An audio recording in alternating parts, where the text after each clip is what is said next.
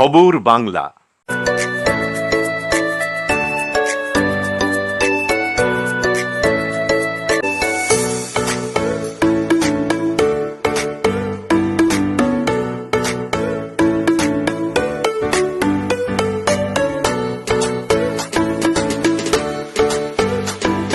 ভোজনালয়, Searsole Rajbari, Raniganj. Mobile number 9475505861।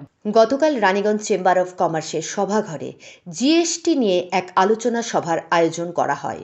উক্ত সভায় উপস্থিত ছিলেন আসানসোল সার্কেলের অ্যাডিশনাল কমিশনার দিলীপ কুমার দাস, আসানসোল সার্কেলের শ্রী শঙ্খ গুহ। এছাড়াও উপস্থিত ছিলেন রানীগঞ্জ চেম্বার অফ কমার্সের সভাপতি সহ অন্যান্য ব্যক্তিবর্গ। আসুন শুনে নি শ্রী দিলীপ কুমার দাস সংবাদ মাধ্যমকে ঠিক কী বললেন। নিজেদের মধ্যে একটা কোঅপারেশনের আবহাওয়া তৈরি করা, যাতে করে ডিপার্টমেন্ট এবং যারা ডিপার্টমেন্টের যারা মানে যাতে যুক্ত তারা বোথ সাইড ফেসিলিটেটেড হয় বা সুবিধে হয়, তার জন্যে কীভাবে কমপ্লায়েন্স লেভেলকে বাড়ানো যায় এবং তাতে দুজনেই দুপক্ষই উপকৃত হয়, সেই চেষ্টাটাই করা হয়েছে। এটা কোনো সতর্কতা নয়।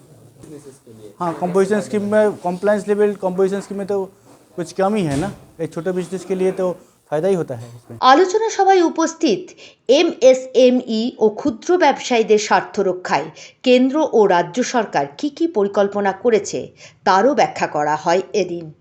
বলা ভালো, কেন্দ্র সরকার জিএসটি বিল চালু করে 2017 সালে, আজ থেকে প্রায় 6.5 বছর আগে। আসুন আমরা শুনে নেব জিএসটির ব্যাপারে সন্দীপ বাবুই ঠিক কি বলেছেন। আমি co chairman taxation committee Raniganj chamber of commerce. Actually GST July 2017-তে এসেছিল, আজকে 6.5 বছর হয়ে গেছে। এর 6.5 বছর মধ্যে মোর দেন 1200 থেকে বেশি অ্যামেন্ডমেন্টস হয়েছে। আর আমি খুলে বলতে পারি, এই যতটা অ্যামেন্ডমেন্টস হয়েছে ভালোভাবে সব অফিসাররাও জানে না। আমাদের ট্রেডার্স জন্য তো সেটা জানা আরই সম্ভব নেই। কেন? সব ক্ষুদ্র ব্যবসায়ী আছে, এমএসএমই আছে, তাদের কাছে এরকম ইনফ্রাস্ট্রাকচার নেই। কিন্তু একটা কর্পোরেট বেস করে তো ট্রেডিং চলে না, ক্ষুদ্র ব্যবসায়ীকে নিয়েই চলে। ক্ষুদ্র ব্যবসায়ী নিজেই বিল ফাড়ে, নিজেই মাল বের করে আপনাকে ডেলিভারি দিয়ে টাকাও লিখবে, তারপর লিখবেও। আমরা আজকে 2017 থেকে এসছে, তার মধ্যে যে 1200 অ্যামেন্ডমেন্ট হয়ে যায়, তার নিশ্চয়ই আপনি বুঝতে পারবেন কি কত সাংঘাতিক পরিবর্তন হয়ে গেছে। যখন অরুণ জেটলি সাহেব এইটাকে নিয়ে এসেছিল, তখন বলেছিল 1 কান্ট্রি 1 ট্যাক্স। কিন্তু আজকে দেখুন, এ যাওয়ার পরেও মোর দেন 49 মানে টাইপস অফ ট্যাক্সেস আমাদের উপর ইম্পোজ আছে। ট্রেড ট্যাক্স আছে, মিউনিসিপ্যালিটিস আছে, প্রফেশন ট্যাক্স আছে, কিছু তো সরে নেই। আমাদের অ্যাপেক্স বডি আছে cat, confederation of all India traders, দিল্লিতে, তার আমরা 2 জন মেম্বারও আছি, আমি গভর্নিং কাউন্সিলের মেম্বার আছি। আমরা সব সময় এই কথাটা তুলছি, কিন্তু আমরা জানি এইটা স্টেট বেস ট্যাক্স আছে, 29টা স্টেট আছে।